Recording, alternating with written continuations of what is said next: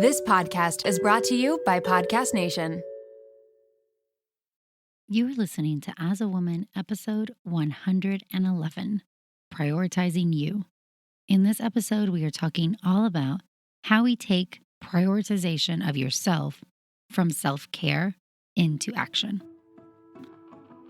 Welcome to As a Woman, the podcast hosted by fertility physician Dr. Natalie Crawford to educate and empower women. Each week, learn about your health, your fertility, and how they relate to your true self.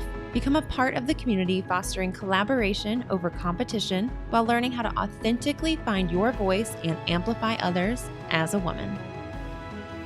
Hey friends, welcome back to the As a Woman podcast. I am Dr. Natalie Crawford and I am your host.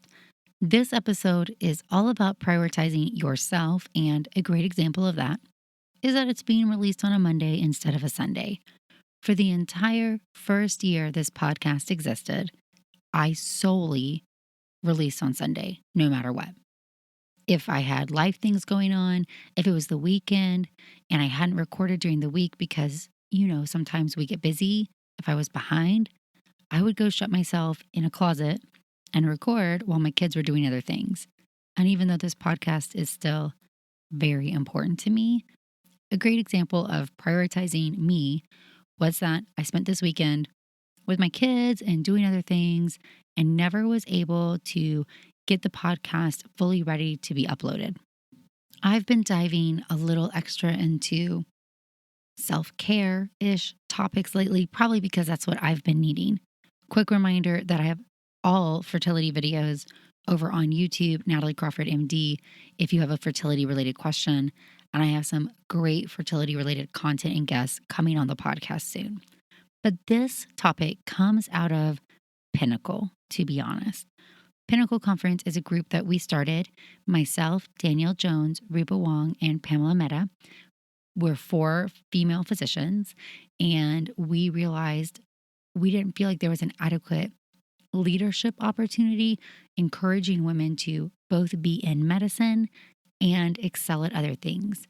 Most of the message we've been hearing was all about burnout and leaving clinical medicine to find these other things.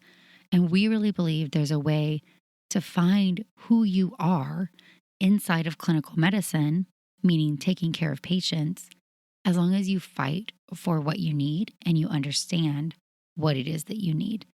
But part of Pinnacle this year, because of COVID, is that we've been having a membership. And the membership has been divided into different sections. We have a weekly meeting. There's a section on goals, a section on leadership, a section on social media, and a section on self-care.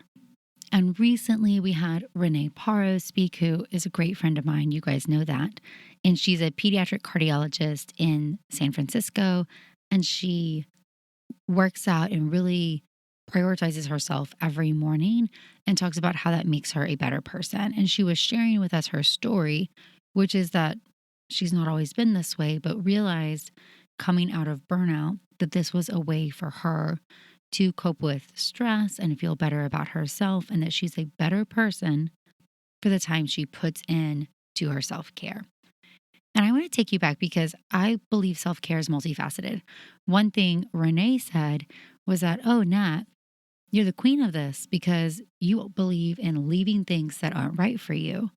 And that's accurate as to the point of that's the number one thing you can do for yourself.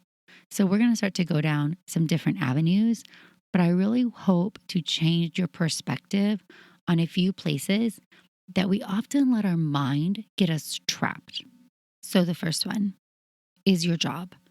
Now, if you're listening and you're in school or training, those are temporary things. There's an end date, and that means you won't always be in that position forever. That's fabulous and wonderful because you can then go do other things.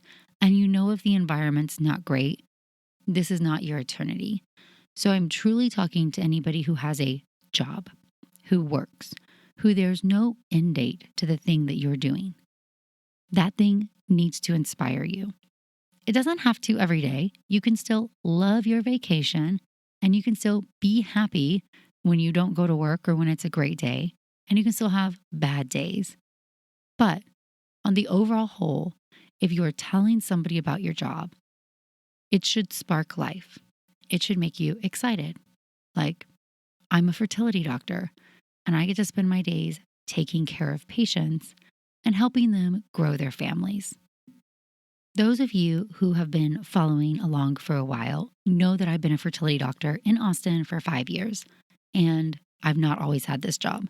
This is my third job in town. Now I co-founded and co-own a practice called Fora Fertility with my fabulous partner, Amanda Skillern. If you need fertility help and you're in Texas or Austin, we are your people. But before this, I was employed, meaning I had a boss, I had expectations, hours, certain things. And that's fine. There's nothing wrong with having an employed position. But some of the ones I had were not right for me and led me to have a huge discrepancy in work-life balance. So if I had told you something about my job years ago, I may have said, oh yeah, I'm a fertility doctor. It's great. I get to help people have families, but it's really busy and it's overwhelming at times, because that would have been the honest answer. I had not figured out what it was that I needed to cultivate work-life balance or how to achieve it, because you cannot achieve a goal that you don't know exists. So if you're just going through the grind, which, to be honest, medical training teaches us that, you may not know what it is that you're missing if something's missing. And it may not be until you allow yourself to be removed from the environment or say something's not right. So if you can at least identify something's not right, you can then get started on the pathway to figuring out what is. And that might be journaling. I love to journal. You guys know that. It may be therapy. It may be leaning on the people in your life who know you really well. But the bottom line is you are not stuck in any position. You may have obstacles or barriers that seem like they are mountains that you cannot climb. Maybe it's non-compete, maybe it's contract obligations, but you can get past them. And the preservation of yourself is essential, meaning our job is the number one thing you spend time doing. So if your worst case scenario is that you leave it and start something else, you can do it. You really can. Maybe you don't think you can, but I'm here to tell you, you can. We just have to figure out how to do it. The reality is that no goal ever gets accomplished without some amount of hard work. So if you say, I want to go to medical school, you didn't just send in an application and do no work and get into medical school, at least not most of us, or at least not me. I studied, I worked, I volunteered, I spent my summers in a hospital, right? We do things to show that we're willing to put in the work to get to that goal of where we want to be. And so a goal of yours, no matter who you are, should be to have a job that brings you joy and fulfills you. Because I've said it multiple times, you won't want to leave your kids if you're going to have kids one day, or your loved ones, or your partner, or your pets, or anybody at home to go do a job that doesn't bring you joy. So if there's one thing that I can instill in you, the best thing you can do for self-care is to set up your life in a way that is going in the same direction. If you get up every day for a job, if you have a boss that's narcissistic, if you are made to feel miserable at your job, if your schedule is set up for failure, if you're constantly double booked and you spend most of your awake hours in your office and you don't see anybody else every single day, every single weekend, how is that going to work? How are you going to have any joy if that's not what you want? No, maybe that is what you want. You love your job and you don't mind working those hours and those weekends because taking care of those people brings you joy. Great. But if it's dragging you down, you need to identify what it is and you need to try to change it. And nobody reads your mind. So you need to go ask for what you want. If that job is the job, just you need different changes, you need to be able to ask for it. So number 2 about self-care and prioritizing you is setting boundaries. Set some boundaries. We all have them. We all need to learn how to lean into them more. I didn't understand boundaries because I was never told about them. I felt like I needed to be pleasing and accommodating and say yes and not cause a fuss and do whatever it was that was expected of me, even if I didn't want to. And as I've learned, setting boundaries, and not every boundary has to be confrontational. Sometimes it's simply saying, I can only work 4 days a week. That's my boundary. I need one day off during the week to do kid stuff or errands or appointments or record a podcast or paint my nails, or I don't care what you do. Nobody needs to know what you do. But you can say this is a boundary. These are the days I can work. Or I need to work night shifts because I want to be able to spend time with my kids during the day and sleep at night. That works for me. So that's my boundary. Or no, I can't do that talk. I can't do that webinar. I can't speak at that thing. I can't write that paper. I can't promote your product. I can't do that. No, no, no.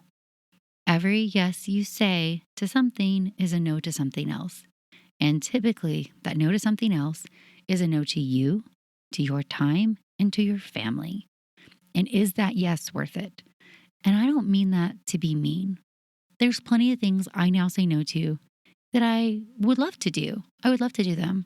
There's nothing wrong about the thing. It's not that it's not worth my time, but it's not worth my time. My time, your time, is your most valuable commodity. I tell patients this every day. You have 4 resources. I just made this resources thing up, but I feel like it describes life and fertility very well.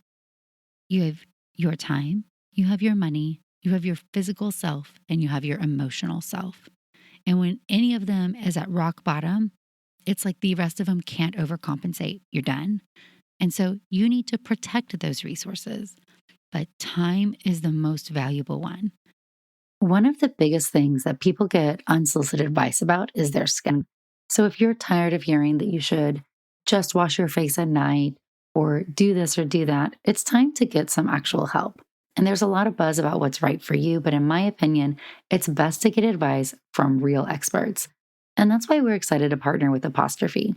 Apostrophe is an online platform that connects you with an expert dermatology team.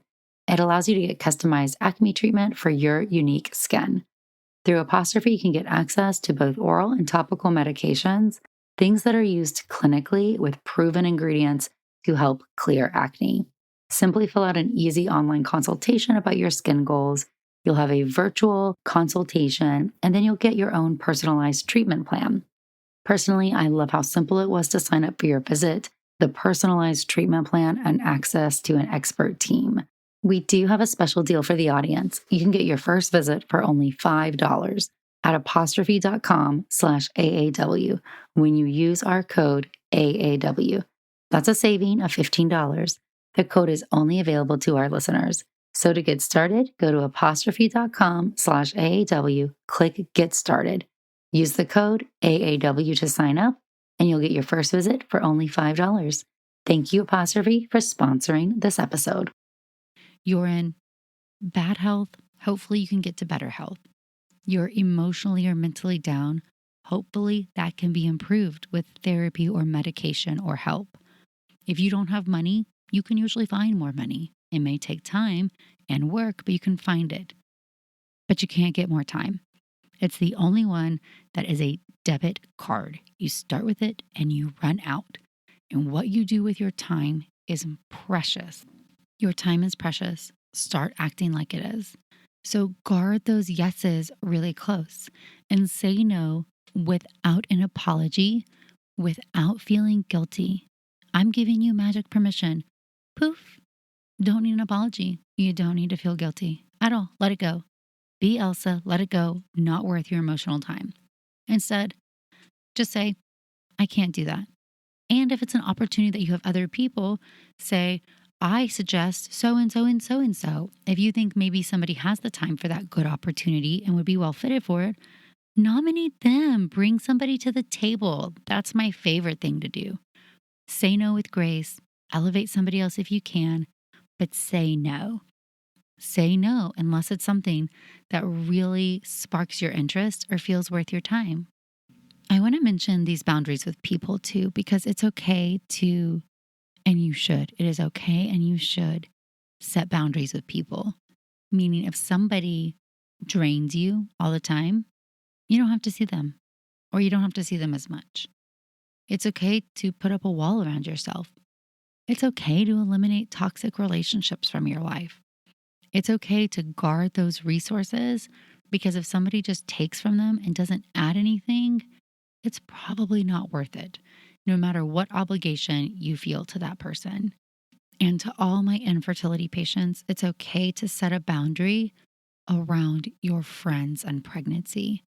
It is really okay to tell somebody, I'm so happy for you and your pregnancy, but I'm so sad and hurting about my own infertility journey that right now I need this boundary where please don't share updates unless I ask about them.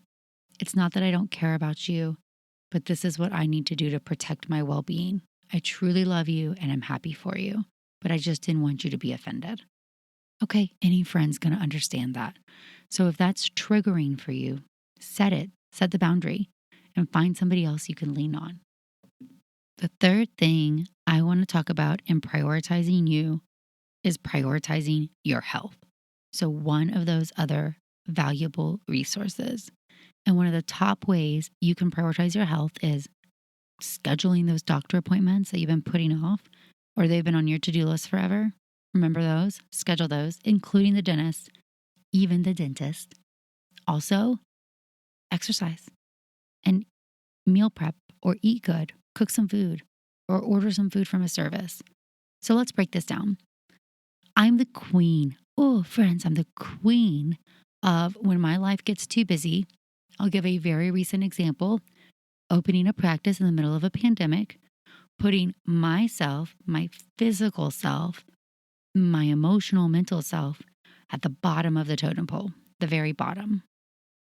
Meaning exercise, journaling, mindfulness, those things are the first things, eating healthy, those things are the first things to go when I get really overwhelmed and I spend time leaning into the business and the practice and the kids and social media, and I'm not taking care of myself.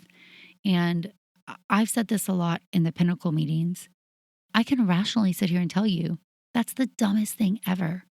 Because what I need to cope through those stressful moments is actually to lean in more, right?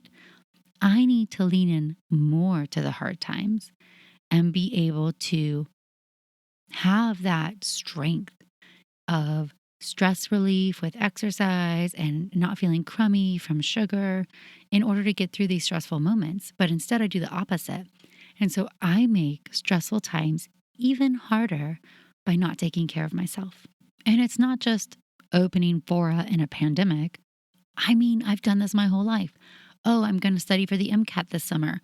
All I'm going to do is study, 8 hours a day, eat dinner, go to bed, wake up, study. Where was exercise or eating healthier or taking care of myself or going to therapy? None of that existed. And that's because I felt like I don't have time for that because I need to do all these other things. And I really want to reframe this idea because lately I have shifted my perspective with the help of friends. And I really, truly resonate with what I told you Renee said at the beginning. I'm a better person when I exercise. I'm a better person when I have that stress relief. I can cope with things better. I'm calmer. It makes me better. I'm taking care of myself. I feel better. Therefore, it's easier to do and lean into all the other things. So lately, I've been working out for 60 minutes a day. Usually it's like 10 minutes of core, 20 minutes of running, and 40 minutes or 30 minutes of strength. I've been doing hardcore on the floor, which if you're a Peloton person, that's a Facebook group. You can search it. There's a calendar, and I just follow the calendar. Plus, I add a 20-minute run because I told myself I'm going to run at minimum 1 mile a day. Anyways, I don't have to think about it. So number one, I like this program because I don't have to sit there. What am I going to do? What's the plan? I don't have to create a plan. Here's a plan. I can do the plan. 2, oh my gosh, there's no way I could work out for 60 minutes a day. That's been me times however old I am, 39 years, meaning I could get in a 20 or 30-minute workout, and that was usually tops. I just felt like there was no room for anything else. So I was a cardio junkie, and I do mostly a little cardio, and then I'd go on with my life. Or I do a little core and go on, or I do nothing because times got stressful, and then I wouldn't touch it for weeks. But an hour a day. So some of you may be thinking, oh, I don't have time for that like I used to. I'm not even going to listen to Nat because this plan is so outrageous. Hear me out. 1 hour a day for you is less than 5% of your day. Less than 5%. So if I told you less than 5%, do you think that's a lot or a little? I think that's a little. I don't think that's very much. If you feel much better from just giving less than 5% of your time to something, is it worth it?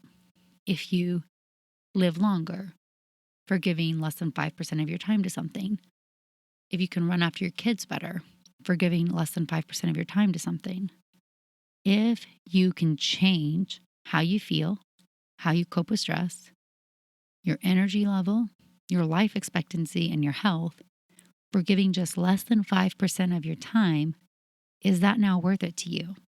Mental barriers exist because we choose to let them exist, because somebody's told us that, or it's the narrative that made us feel comfortable. It's what we know. That narrative feels safe. Uncomfortable feels like working out for 60 minutes a day because it's freaking uncomfortable. But when on earth has change or goals or anything worth having come just because you wanted it to? Almost never. You almost always have to put the time into it. And I've yet to meet anybody who doesn't have be healthy as one of their goals or ambitions, to set a good example for your kids, to be able to run and play and live long. You may not all have kids. You may not want to have kids. I have 2. I have a son who's 5.5 and a daughter who's about to turn 7. And they watch you. They really, really watch you. My son wrote on Mother's Day, one of mommy's favorite things to do was run. Oh my gosh, I actually do love running now, but I didn't love running for many, many years. And the childhood me who couldn't run a mile, do you remember those presidential fitness challenge things? I don't know if some of you young people had that, but back when I was in school, there was one time a year and you had to see how many sit-ups and push-ups and pull-ups, and you had to run a mile. I couldn't run a mile. I literally would be the kid like throwing up in the grass or passing out from running a mile. So I've come a long way, friends. But the point is, my kids see me as somebody who works out because I'm now prioritizing that. And that makes them happy. And they want to do athletic things and ride bikes and kayak and paddleboard. And I want to do those things with them. So that investment is very much worth it to me. Okay, and the last thing about prioritizing you that I want to say is ask for help. And I mean that very sincerely. I get messages all the time. How do you do it? How do you do this? Half the time I feel like I'm drowning. The other half, I'm asking other people for help. This is why there are people in your lives who want to help you and lean on them. First of all, house chores, figure them out. Can you afford to have somebody else clean your house? That's really helpful to me. I like clean and organization, but I don't usually have the time to put it into it. That's an easy way if you can afford it. If you can't afford it, figure out when you're going to set aside the time to do it so it's not hanging over you. Sunday's the cleaning day. So during the pandemic, when I had no income because I quit a job and we were starting a practice, and when you start a practice in a pandemic, you don't pull money out of it. So we cut out cleaning people. So we started cleaning our house again. Sunday was the day. So I didn't worry about it getting dirty or, oh gosh, it's so dirty now I have to clean it and it's not a good day. We all knew Sunday was the day. But also on the little things. If you're having a hard time, ask a friend for help. Ask them to run an errand for you. Ask them to talk. Ask for an ear. How can you make things easier? Can you outsource meals? Can you share meal prepping with your partner? Can you make a big batch of something on the weekend and eat it through the week? What can you do to make your life easier? Who can you ask for help? My husband helps a ton with the kids. He's their primary shuttling them around person. We have a nanny who helps us some. We have grandparents who help us. So if you sit here and say, how does Nat do it all? Nat does it all with help. The expectation is not that you have to do absolutely every single thing. Do things that you enjoy. Do things that you need to. But if there's something that you can have somebody else help you with, again, they can't read your mind. You need to ask them. And I'll say this, our friends love supporting us in stressful times. They really do, but sometimes they don't know how to. So unless you extend that offering of, I could really use your help with this, sometimes it's hard for somebody to know what it is that you need. So forget having people try to read you. Forget having your partner try to just intently know in your brain what you need. That's just a recipe for relationship miscommunication and disaster. And instead, ask, hey, I know you have a lot going on, but I really need this. Or could you really help me with this? That would be great. And when it comes to little things like working out, we have to coordinate kids. So I'll tell Jason, hey, I'm going to work out at this time. Okay. And I always work out in the morning. That's my time, almost always, that I'm the best. I like having it done. I feel better. But then he knows if the kids wake up, he needs to deal with them. If the dog needs to go out, he's doing that. But people can't prioritize you if you don't show them how. Meaning, if you don't prioritize yourself, other people aren't going to think it's a priority either. And so until you start setting your life up for success, leaving things that don't fit you, setting boundaries, taking care of your physical and emotional health, and asking for help, you're not going to be able to accomplish these other things. Okay, friends, thank you so much for listening. Your support on this podcast means so much to me. As always, when you leave reviews, that means so much too. So I love it. I love when you review, you share, when you post this to Instagram. That always just brings a little spark of joy and is inspiration into my life. You can always follow me on Instagram at Natalie Crawford MD, and I look forward to talking soon.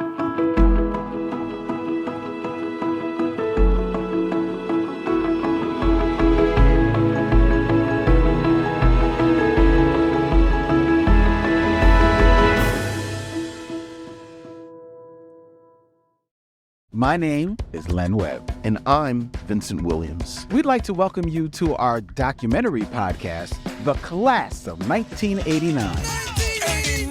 Over the course of 6 episodes, Vincent and I will examine the importance of 6 Black films that came out in '89 and how they shaped and influenced popular culture, filmmaking, and society in general. Come on, sucker. Let's get it on. New episodes will begin running weekly on March 6th.